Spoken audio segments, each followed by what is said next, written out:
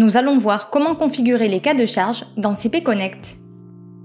Pour ce faire, une fois le nœud créé, nous le sélectionnons dans le tableau à gauche de l'interface et éditons l'assemblage en cliquant sur le bouton correspondant en haut. Dans la fenêtre surgissante Assemblage, si le modèle de l'assemblage est déjà complet, nous allons dans l'onglet Calcul. Nous cliquons ensuite sur l'option Cas de charge dans la barre d'outils supérieure.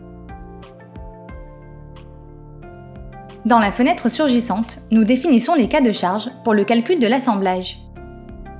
Nous aurions pu également générer ces cas de charge automatiquement via Générer depuis le modèle BIM. Nous pouvons aussi les modifier ou les saisir manuellement. Dans ce cas, nous utilisons les boutons en haut du tableau qui nous permettent d'ajouter, copier, effacer et déplacer les cas de charge dans la liste. Pour chaque cas de charge, nous définissons les paramètres suivants. Tout d'abord, nous écrivons sa référence. Puis, nous indiquons s'il agit ou non en cochant la case correspondante. À droite, nous trouvons les paramètres de configuration de l'analyse non linéaire de l'assemblage que le logiciel effectue en utilisant le moteur OpenSys. La non-linéarité des matériaux, de la géométrie et du contact peut entraîner des modifications de la matrice de rigidité. Par conséquent, le processus de calcul est incrémentiel et itératif.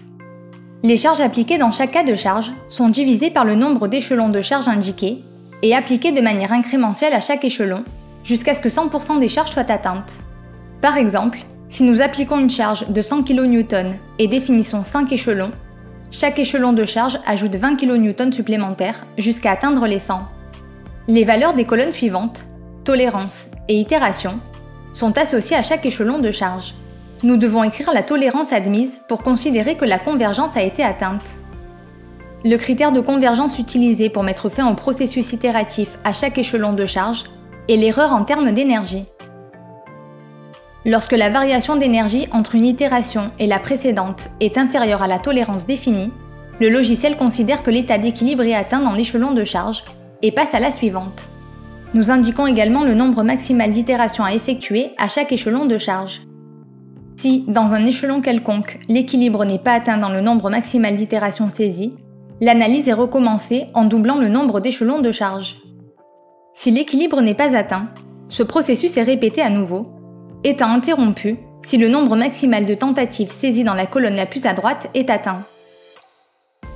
Les valeurs par défaut qui apparaissent sont considérées comme optimales pour obtenir de bons résultats dans un temps de calcul raisonnable. Enfin, si des profilés en bois interviennent dans l'assemblage, nous sélectionnons également la situation et la durée de chaque cas de charge dans les menus déroulants correspondants.